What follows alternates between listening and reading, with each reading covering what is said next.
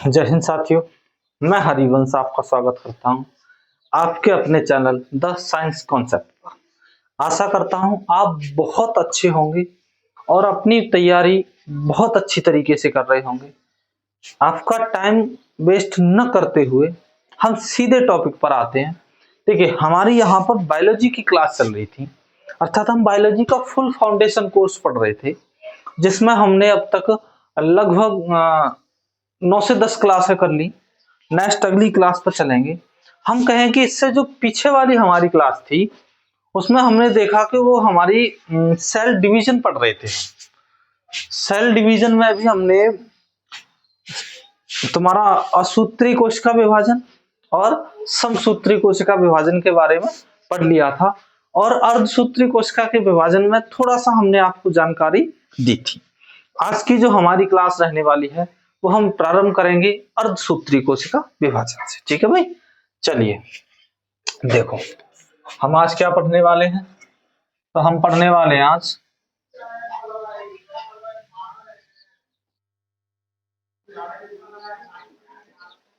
अर्धसूत्री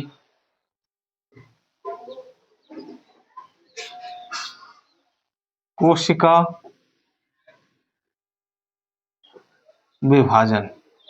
अर्धसूत्री कोशिका विभाजन, इसको क्या कहते हैं? तो इसको कहते हैं मियोसिस। Meiosis cell division. ठीक है भैया, चलिए लेके चलते हैं हम आपको एक प्यारी सी क्लास पर। सबसे पहले हम बात करेंगे अर्धसूत्री कोशिका विभाजन के बारे में, थोड़ी सी जानकारी लेंगे हम। अर्धसूत्री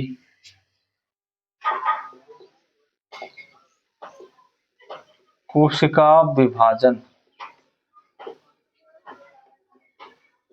देखिए, अर्धसूत्री कोशिका विभाजन में अगर हम बात करें तो इसे कहते हैं मियोसिस।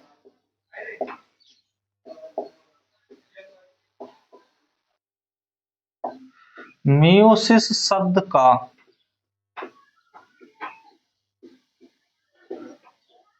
सर्वप्रथम प्रयोग, मियोसिस शब्द का सर्वप्रथम प्रयोग 1905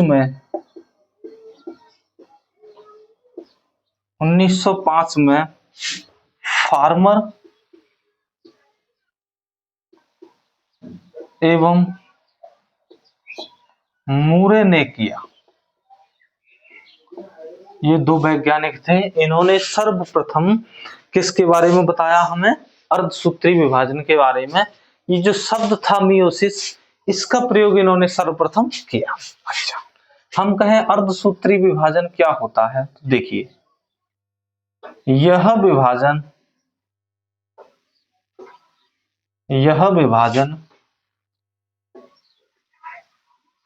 जनन कोशिकाओं में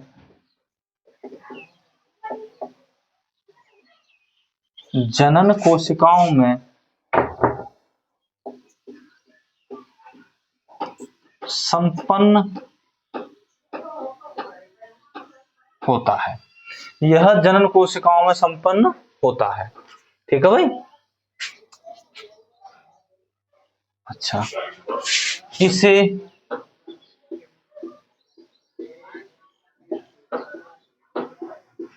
इसे न्यूनकारी विभाजन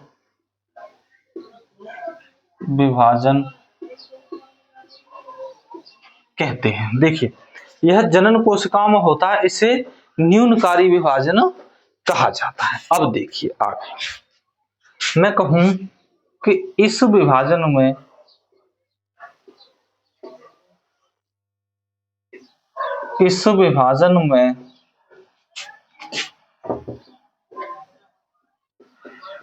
पुत्री कोशिका की संख्या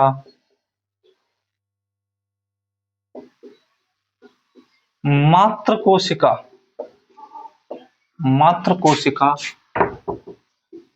की संख्या की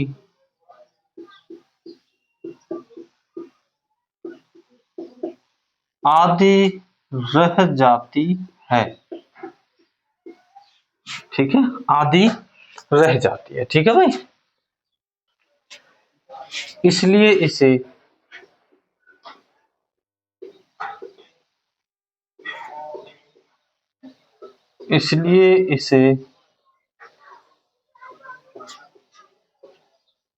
अर्धसूत्री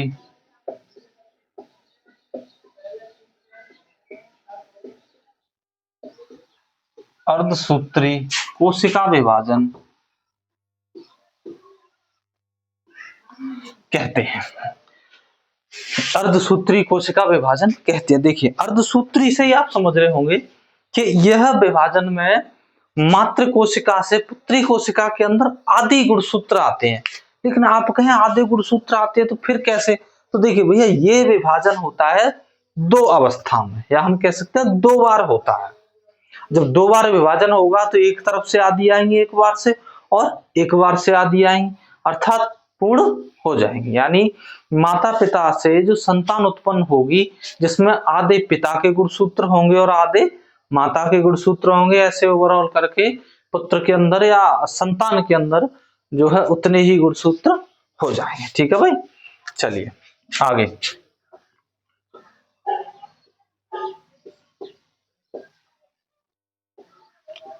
इस विभाजन नहीं, चलो ऐसे ही कर लो। इसमें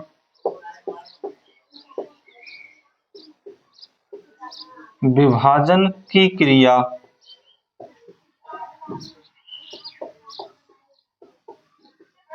दो बार होती है, जिससे पुत्री कोशिका में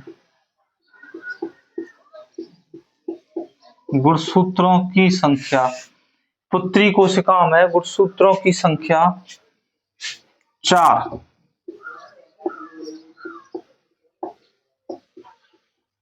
हो जाती है। ठीक है भाई, आगे अर्धसूत्री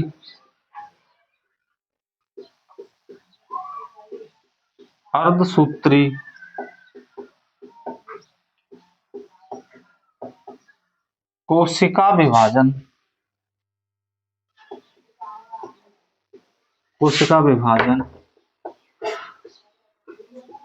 दो चरणों में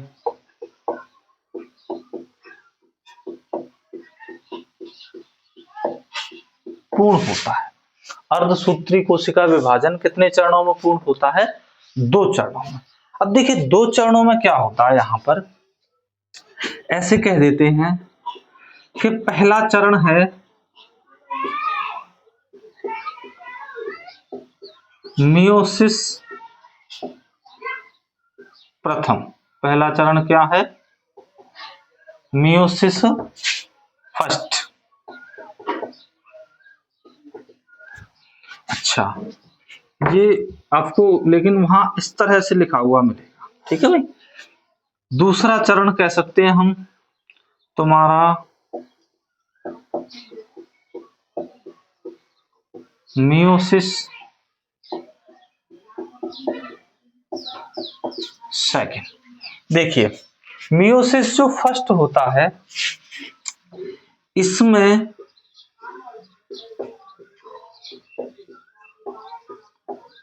कोशिका विभाजन पूर्ण होता है, या साथ ही कह सकते हैं हम गुणसूत्रों का विभाजन होता है।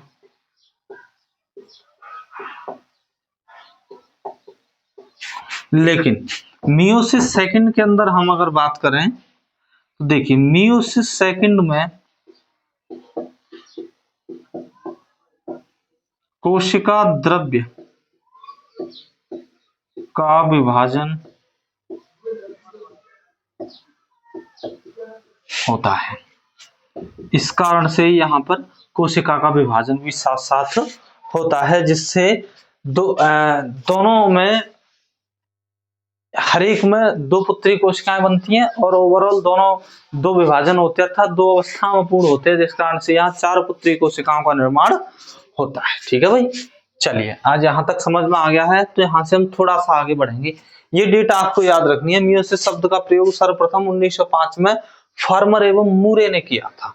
ठीक है भैया, चलिए कोशिका विभाजन जनन कोशिका, देखिए ये विभाजन होता ही जनन कोशिकाओं में, जिसमें कल की लास्ट क्लास के अंदर मैंने आपको समझाया भी था किस तरह से मेल फीमेल के कुछ सूत्र जो आते हैं, और अब भी आज भी इसके जस्ट लास्ट में जब हमारी कह सकते हैं कि ये सारी जो हिस्ट्री खत्म हो जाएगी, इसके बारे में जो चीजें जानकारी है वो हम लिख लेंगे, फिर आपको एक चित्र के माध्यम से बता। देखो चाहता तो मैं सिर्फ उतने में ही काम चला सकता था जो मैंने कल बताया था, एक्चुअल में उतने में भी काम चल जाता, लेकिन देखिए कह नहीं सकते क्वेश्चन कहाँ से पूछ लिया जाए।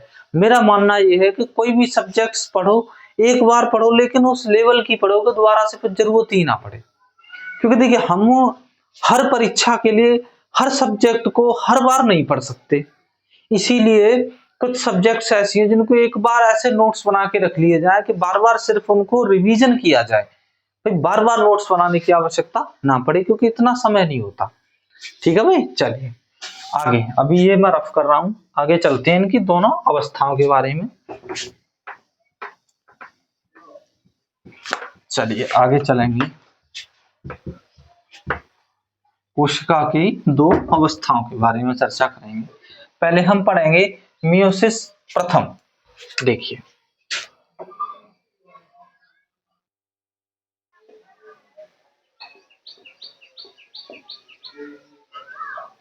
मियोसिस प्रथम,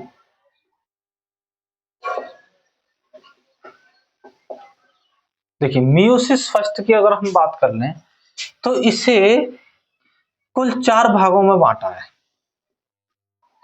पहला भाग है प्रोफेज, दूसरा है मेटाफेज, तीसरा है एनाफेज, चौथा है नहीं प्रोफेज, मेटाफेज, एनाफेज और टेलोफेज।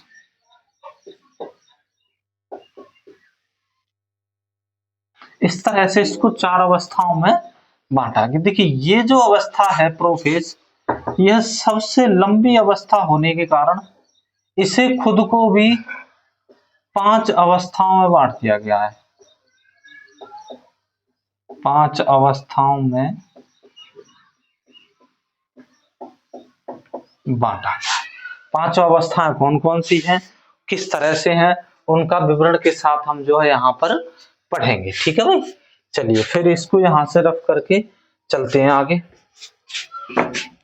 ये आप समझ गए होंगे कितनी अवस्थाओं में पढ़ेंगे। चलिए पहला अवस्था डालते हैं हम यहाँ पर, मियोसिस की अवस्था नंबर फर्स्ट नाम है प्रोफेज।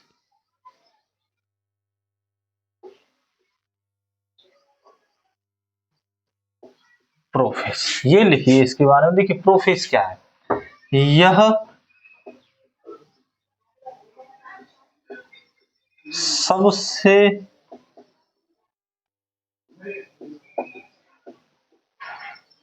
लंबी अवस्था है, यह सबसे लंबी अवस्था है किसकी, अर्धसूत्री विभाजन की।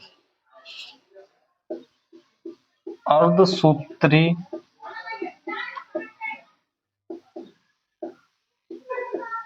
विभाजन की। ठीक है भाई, इस अवस्था को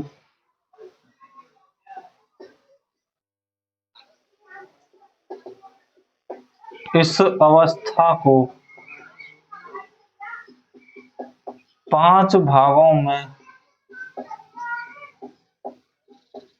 बांटा गया है। पांच ही भाग पढ़ने हैं। पहला भाग देखिए, पहले भाग को कहते हैं लिप्टोटी। पहले भाग को क्या कहा गया है, लिप्टोटी।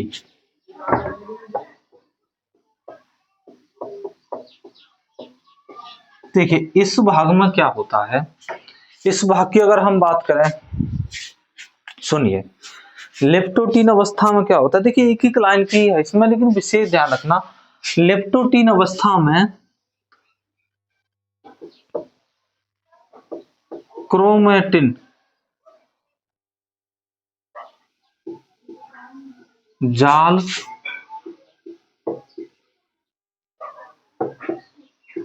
सिकुड़कर, क्रोमेटिन जाल सिकुड़कर गुणसूत्रों का निर्माण करते हैं।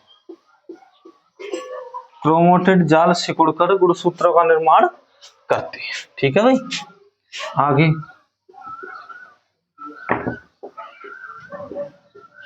एक समान गुण पाए जाने वाले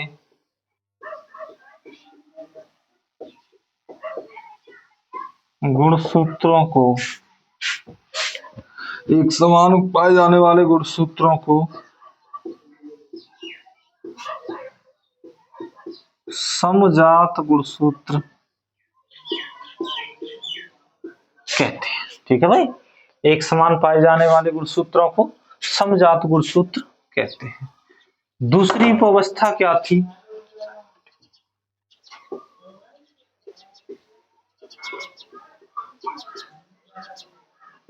जाइगोटिन अवस्था। दूसरी अवस्था क्या थी, जाइगोटिन। देखिए इसमें क्या होता है, इसमें जो समजात गुणसूत्र थे, देखिए ये सबसे मैच करेंगे ऊपर से नीचे। इसमें क्या बनेगा, समजात गुणसूत्र। इसमें लिखिए समजात गुणसूत्र, समजात गुणसूत्र युग्म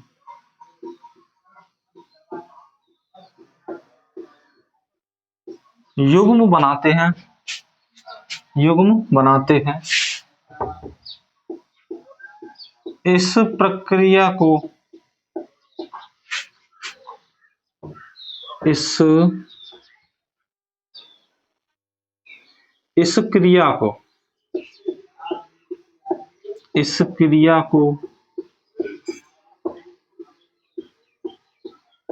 सिनेप्सिस कहा जाता है। यानी जो युग्म बनाने की क्रिया है इसे क्या कहते हैं, सिनेप्सिस। आगे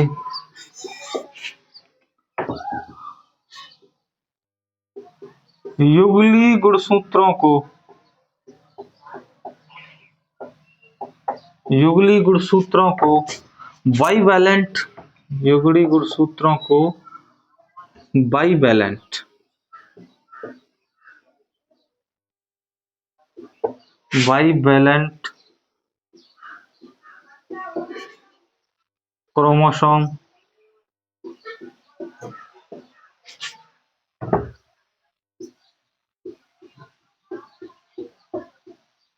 कहा जाता है। देखिए जाइगोटिन में क्या कहा गया, समजात गुणसूत्र युग्म बनाते हैं, इस क्रिया को सिनेप्सिस कहा जाता है। या मैं ऐसे कहूं कि सबसे पहले, बड़े ध्यान से समझना, कि सबसे पहले जब माता पिता के, अर्थात हम कहें, देखिए समझना, जैसे ये पिता का गुणसूत्र है, मान लीजिए ये पिता का है, ये माता का है, ये जब फर्टिलाइज होंगे तो सबसे पहले इनके द्वारा जो बनने वाली चीज होगी वो क्या बनेगा भाई, जाइगोटिन। सबसे पहले बनता ही जाइगोटिन है।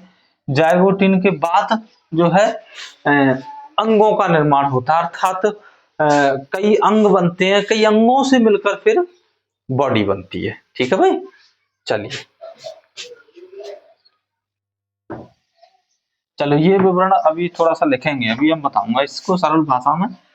अगला देखिए, आपने क्या समझा कि जो युगली जो गुणसूत्र होते हैं वो उनको बाइवैलेंट क्रोमोसोम कहते हैं, और ये समजात गुणसूत्र जो युग्म बनाते हैं उसको, उस क्रिया को सिनेप्सिस कहते हैं।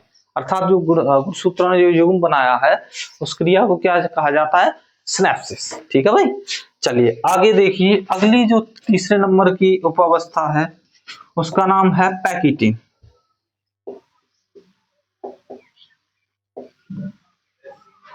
पैकिटिन, ठीक है, चलिए देखते हैं पैकिटिन में क्या होता है।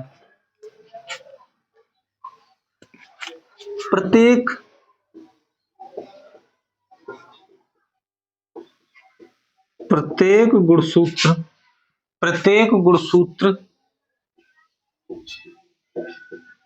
लंबाई में फटने के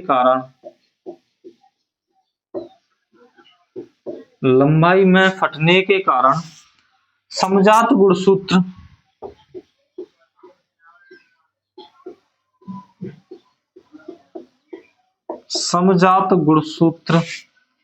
युग्म में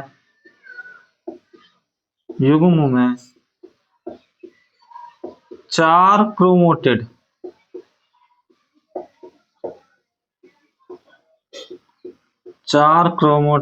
दिखाई देते हैं। इस दशा को देखिए, जहां ये चार क्रोमेटिड दिखाई दे रहे हैं, अर्थात हम कहें इस दशा को चतुर्संयोजक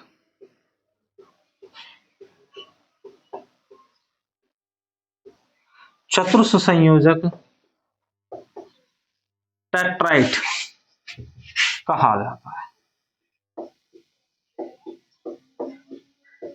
जाता है। समजात गुणसूत्रों के मध्य, आगे लिखें, समजात गुणसूत्रों के मध्य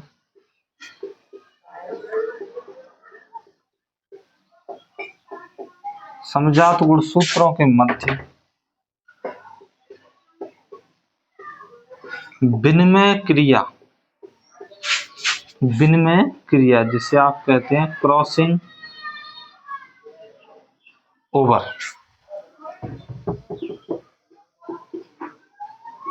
होती है। क्रॉसिंग ओवर घटना होती है। यहां तक समझ में आया आपके में? देखिए, जो समजात गुणसूत्र होते हैं वह दो हम कह सकते हैं कि लंबाई में फटने के कारण समजात गुणसूत्र चार युग्म या चार क्रोमेटिड में दिखाई देने लग जाते हैं। इसलिए कहा था कि इस अवस्था में कितने पुत्री कोशिकाओं गुणसूत्र बनते हैं? तो चार। ठीक है भाई, कितने गुणसूत्र बनते हैं? चार। चलिए आगे देखें, चलिए एक तो अभी नीचे ही लिख देते हैं। अगला है चौथा नंबर, जिसे कहते हैं आप डिप्लोटीन।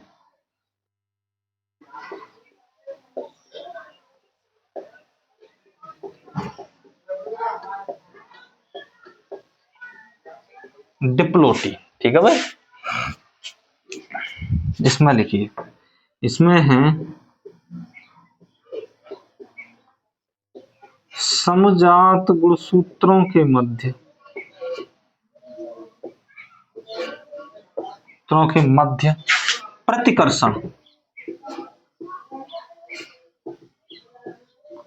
प्रतिकर्षण प्रारंभ हो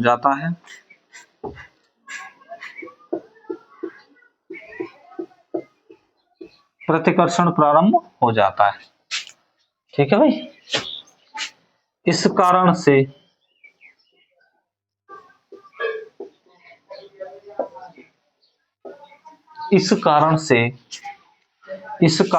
गुणसूत्र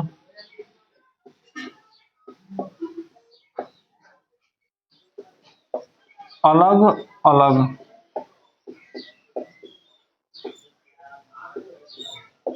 दिखाई देते हैं। ठीक है, चलिए अब थोड़ा सा मैं रफ कर दूं, आपने साथ साथ उतार लिया होगा, नहीं तो आप स्क्रीनशॉट ले लें।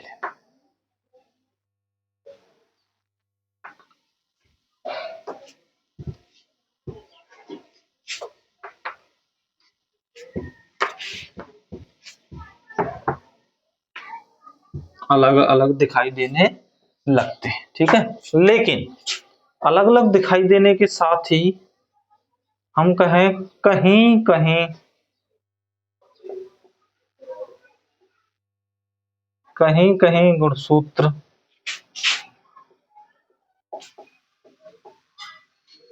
आपस में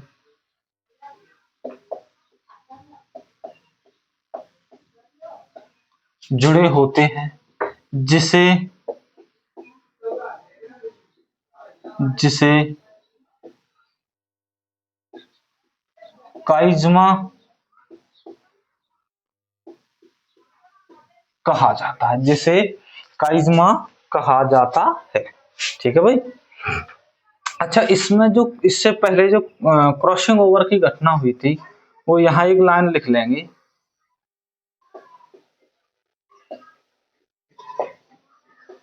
क्रॉसिंग ओवर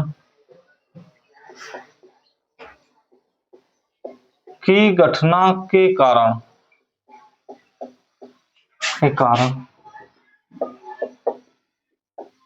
संतान माता पिता से, देखिए क्रॉसिंग ओवर की घटना के कारण ही संतान माता पिता से कुछ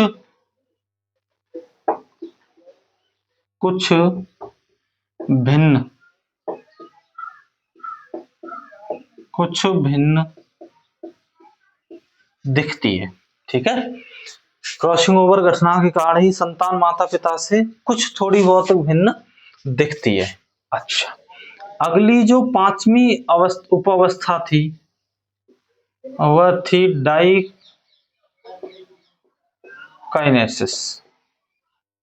उस अवस्था का क्या नाम था? डाइकाइनेसिस। ठीक है,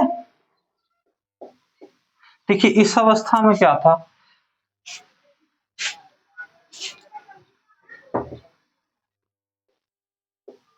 इसमें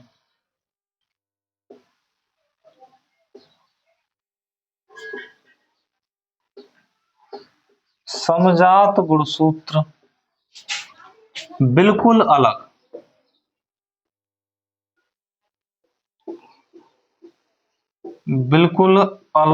हो जाते हैं और केंद्रक तथा केंद्रिका गायब हो जाते हैं। केंद्रक तथा केंद्रिका गायब हो जाते हैं। एक लाइन और लिखेंगे,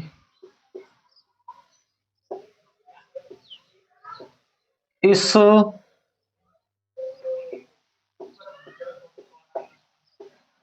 उप अवस्था में इस उप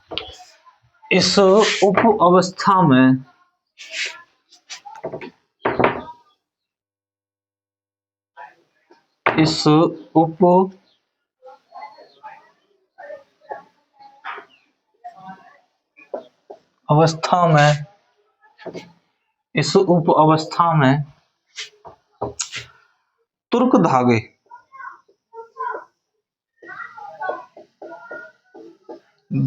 का निर्माण शुरू हो जाता है।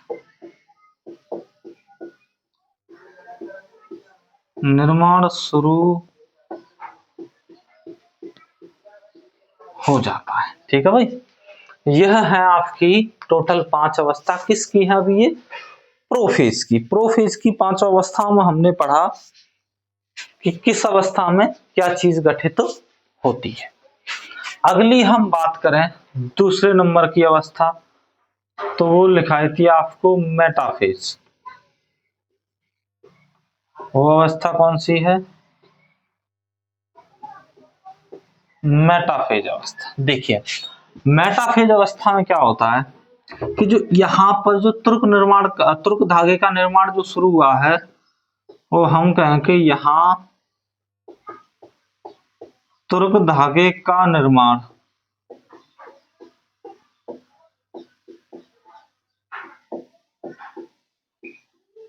पूर्ण हो जाता है। देखिए इससे जो पहली हम कह सकते हैं जो प्रोफेज की 5वीं अवस्था उपावस्था थी, उसमें जो तुर्क धागे का निर्माण शुरू हुआ था वो मेटाफेज में आके पूर्ण हो जाता, अर्थात कंप्लीट हो जाता है। ठीक है। अच्छा, तुर्क धागे मध्य में, या ये कह सकते हैं यह धागे मध्य में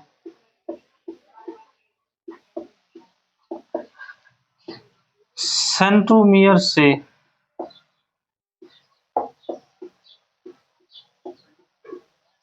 जुड़ जाते हैं। ठीक है। बस मेटाफेज अवस्था में इतना ही है।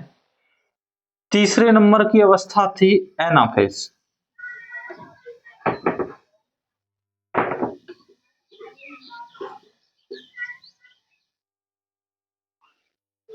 एनाफेज अवस्था,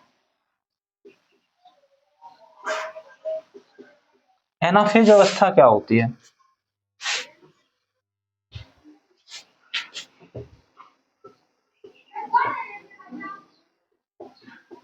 तुर्क धागे के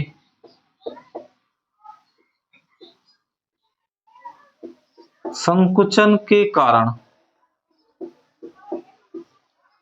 तुर्क धागे के संकुचन मतलब खिंचाव, देखिए जब गुणसूत्र बीच में तुर्क धागे खिंचाव करेगा तो दोनों गुणसूत्र अलग हो जाएंगे। तो तुर्क धागे में संकुचन के कारण गुणसूत्र ध्रुवों की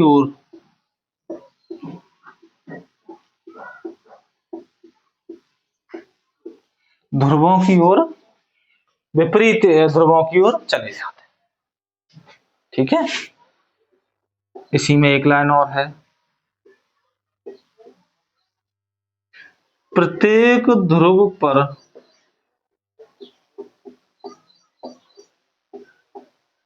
गुणसूत्र की संख्या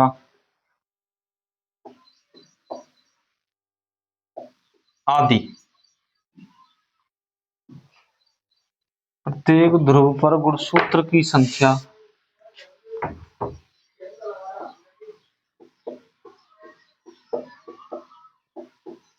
आदि हो जाती है,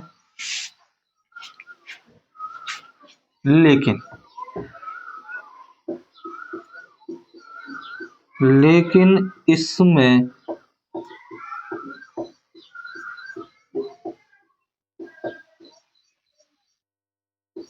सेंट्रोमियर का विभाजन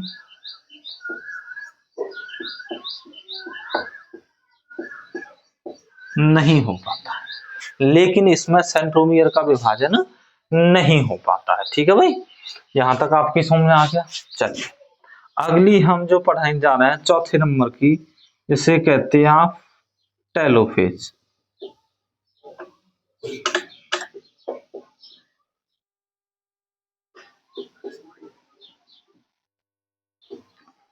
टेलोफेज यह अवस्था क्या है? देखिए इसमें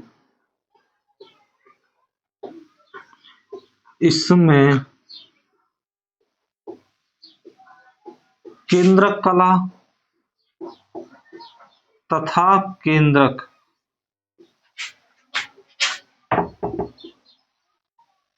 फिर से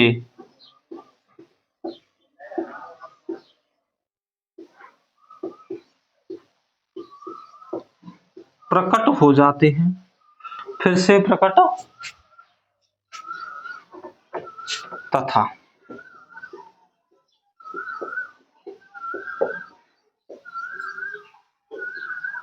कोशिका द्रव्य विभाजन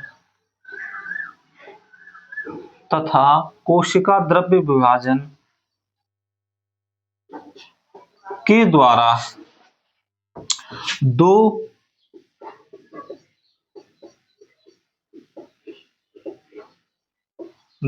कोशिकाएं बनती हैं जो किसमें? टेलोफेज।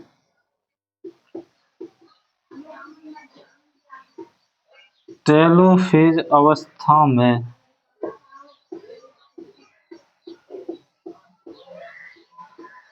प्रवेश करती है, यानी पहली बार इस अवस्था में जो है यह प्रक्रिया कंप्लीट होती है, प्रवेश कर जाती है। ठीक है भाई।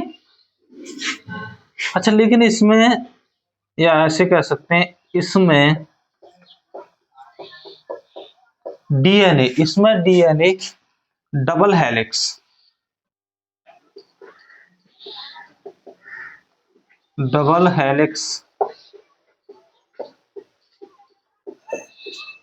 नहीं बन पाता है। अगर हम इसकी चर्चा करें तो इसके अंदर या कोशिका का जो चौथा विभाजन है, जिसे आप टेलोफेज अवस्था में समझते हैं, इसके अंदर जो डीएनए है वो डीएनए बन जाता है, लेकिन उसका डबल हेलिक्स मॉडल नहीं हो पाता, अर्थात दोहरी कुंडलीकृत नहीं बन पाता है। यहाँ पर डीएनए सिंगल ही रहता है। जिस तरह से आरएनए का जो है वो आरएनए सिंगल हेलिक्स जो होती है, सिंगल अवस्था में होती है, वही अवस्था यहाँ पर डीएनए की भी देखी जाती है। ये आपको अर्धसूत्री कोशिका विभाजन से इतनी चीजों, या हम कह सकते हैं कि इतने जो पॉइंट्स या हर परीक्षा के संबंधित जो पॉइंट्स हैं, इससे ज्यादा कहीं भी नहीं है। किसी भी बुक को पढ़िए आप, इसके बाद कहीं भी आप एमसीक्यू लगाइए, किसी भी बुक को पढ़िए, इससे आगे आपको कोई भी पॉइंट्स नहीं मिलेगा। चलिए, अभी तक जो आपको पढ़ाया गया है, इसका ओवरऑल पूरा निचोड़ आप एक लाइन के माध्यम से समझिए। देखिए, सबसे पहले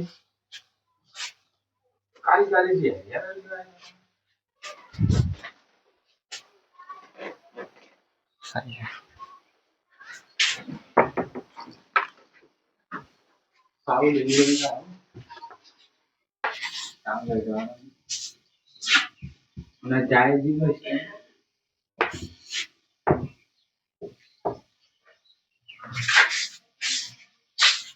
चलो सुनिए, ध्यान से सुनेंगे। देखिए क्या होता है कि सबसे पहले मान के चलिए, माता और पिता, देखिए इनके गुणसूत्रों से, इसमें भी कुछ गुणसूत्र मैं मान लेता हूं, कोई गुणसूत्र ही मान लेते हैं। जैसे इसकी तरफ से कौन से गुणसूत्र आएंगे, 22 प्लस XX, और यहां से 22 प्लस XY। अब मान लो इनमें से यहां से गुणसूत्र आया X और यहां से गुणसूत्र आया Y। आप समझ गए होंगे इससे जो संतान बनेगी वो क्या बनेगी। चलिए, जो भी बने वो हम बाद में चर्चा करेंगे। यहां से आगे क्या होगा कि समजात गुणसूत्र जो बने थे, या जो गुणसूत्रों का कॉम्बो हुआ था, उससे सबसे पहले बनेगा जायगोट। यानी हम कह सकते हैं इस पूरे को हम साधारण भाषा में कहते हैं स्पर्म। ठीक है, फर्टिलाइज। इसके बाद हमारी अवस्था जो बनेगी वो होगा जायगोट। ठीक है भाई।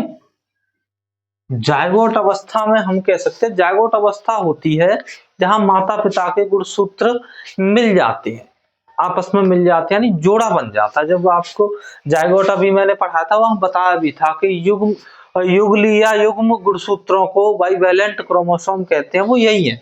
यहाँ दोनों गुणसूत्र मिल जाते हैं, फर्टिलाइज हो जाते हैं, उस अवस्था को जायगोट कहते हैं। अब देखिए, इस जायगोट अवस्था के बाद क्या बनेंगे, इस जायगोट अवस्था के बाद बनेंगे कोशिकांग। क्या बनेंगे यहाँ पर, कोशिकांग बनेंगे। कोशिका में अंग।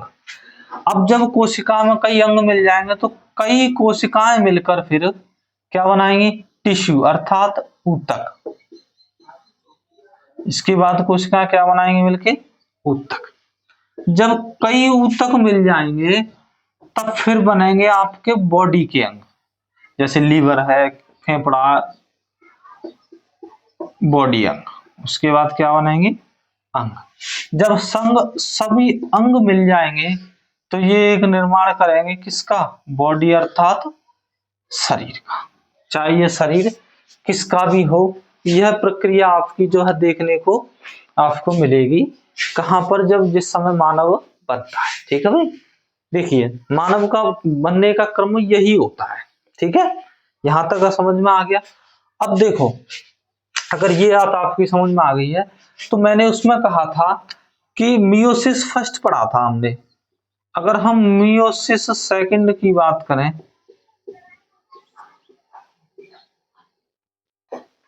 Meiosis second. देखिए ये कुछ नहीं होता, मैं एक लाइन में कहूं तो इसमें कोशिका द्रव्य का विभाजन होता है, कोशिका द्रव्य का विभाजन होता है। इसकी भी 4 अवस्थाएं हैं। पहला होगा प्रोफेज, दूसरी होगी मेटाफेज, तीसरी होगी एनाफेज, चौथी होगी आपकी टेलोफेज। देखिए इसमें सेम प्रक्रिया वही चलेगी जो अभी मियोसिस फर्स्ट में चली है, बस फर्क इतना समझ लेना कि इसमें देखिए उस अवस्था में तो सिर्फ पढ़ाया है कोशिका का विभाजन, लेकिन यहाँ पर होगा कोशिका द्रव्य का विभाजन। प्रक्रिया सब वही होगी, अंग सब वही बनेंगे, बस फर्क इतना होगा वो सारे अंग किस में बन रहे होंगे, कोशिका द्रव्य में, कोशिका द्रव्य का विभाजन। ठीक है भाई, इस माध्यम से आप इसको समझ सकते हैं। ठीक है, सेम प्रक्रिया वही रहेगी, बस इसमें कोशिका द्रव्य का विभाजन होगा, बाकी सारी चीजें उसी हिसाब से बनेंगी। उसी में सबसे बड़ी अवस्था प्रोफेज कहलाएगी, और समझात गुणसूत्रों को जो है, जो गुणसूत्र है वो समझात हो जाएंगे, बाइवेलेंट जो है युग्मक बनाएंगे, वो सारी चीजें सेम रहेंगी सब। ठीक है, बस फर्क इतना होगा कि वहां कोशिका का विभाजन हो रहा था, यहाँ कोशिका द्रव्य का विभाजन होगा। जो सब प्रक्रिया है वो कोशिका द्रव्य में ही संपन्न होती है, इसीलिए इसको 2 भागों में बांटा गया है। चलिए अब देखिए थोड़ा सा आप साधारण भाषा में समझिए कि अर्धसूत्री कोशिका विभाजन कैसे होता है। हमने कल भी आपको थोड़ा पढ़ाया था इसके बारे में, आज भी थोड़ा सा समझ लीजिए। देखिए जैसे कि यहां लिखे हम मियोसिस, यानी अर्धसूत्री कोशिका विभाजन, मियोसिस। हम कहें भाई ये कितने चरणों में संपन्न होता है, 2 चरणों में संपन्न होता है। ठीक है, 2 चरणों में। अच्छा इसमें एक सेकंड जरा इंक देख लें।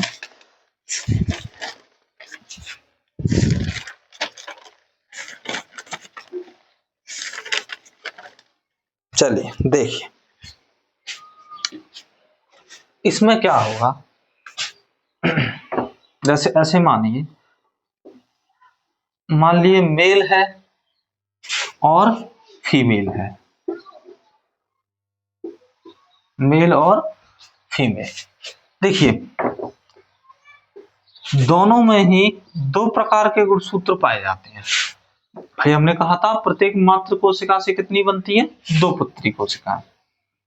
2 गुणसूत्र कौन कौन से होते हैं, तो एक होते हैं इनमें ऑटोसोम और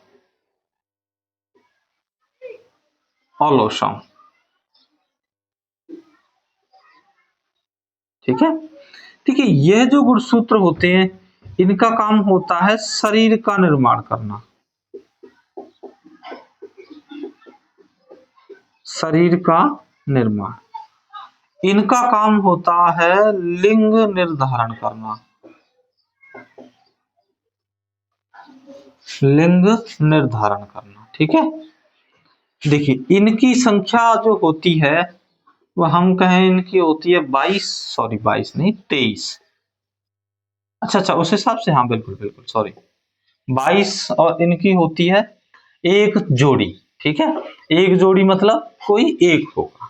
चलिए ऐसे ही बात, टोटल यहाँ हो गए 46।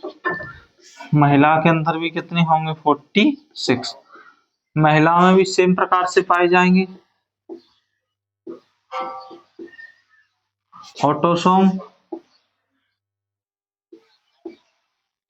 ऑलोसोम। ठीक है, ये वही शरीर का निर्माण करेंगे,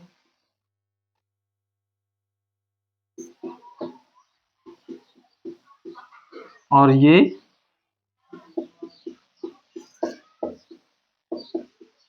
लिंग निर्धारण। ठीक है, अब देखो मान के चलिए ये है आपके 22 जोड़ी, 22 दूनी 44। और ये कितने हो गए 2, अर्थात एक्स वाई। पुरुष है तो पुरुष में पाए जाएंगे एक्स वाई। ऐसे ही इधर देखें हम तो ये हो गई 22 जोड़ी और यहाँ हो गई महिला में 2, यानी एक्स एक्स। ठीक है, इस तरह से। अब देखिए जब फर्टिलाइज होगा, जब निषेचन होगा तो उस समय क्या होगा, मान लीजिए यहां से गुणसूत्र आए 22 प्लस, अच्छा ओ रियली सॉरी, यहाँ पे 22 नहीं, ये आप 44 करिए। यहाँ कितने करिए भाई, 44 और 2 तभी तो 46 होंगे, 44।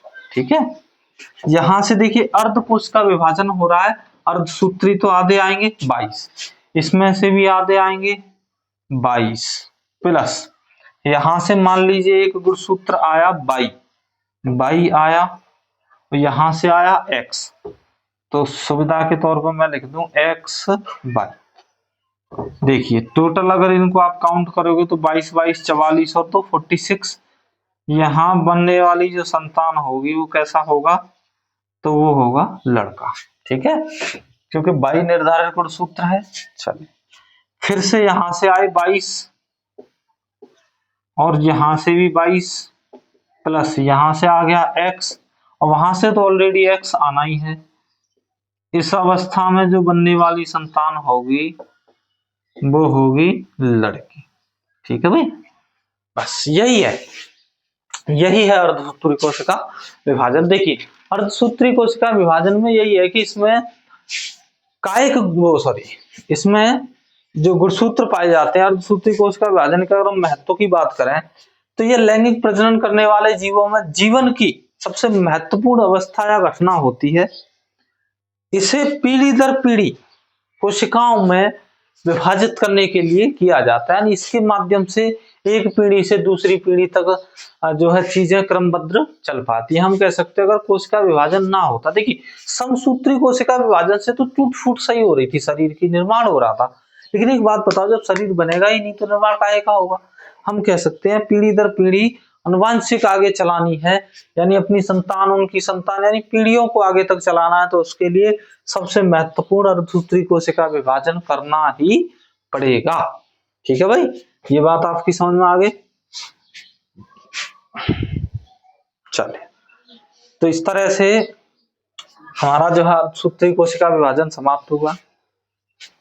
आपको आशा करते हैं बहुत अच्छी तरह से समझ में आया होगा, बहुत बेहतरीन समझ में आया होगा, और आशा करेंगे कि आप इस क्लास को समझेंगे और आप इसमें अपना जो है प्यार दिखाइए, लाइक कीजिए, सब्सक्राइब भी कीजिए, अपने दोस्तों के साथ शेयर भी करिए, ताकि आपके दोस्त हैं, आपके रिश्तेदार हैं, ज्यादा से ज्यादा इस क्लास का लाभ उठा सकें और अपनी परीक्षाओं को आसान बना सकें, पास कर सकें, ताकि अपने सपने पूरे कर सकें। ठीक है भाई, आज के लिए इतना ही, चलते हैं, मिलेंगे नेक्स्ट अगली क्लास में, तब तक के लिए जय हिंद, जय भारत।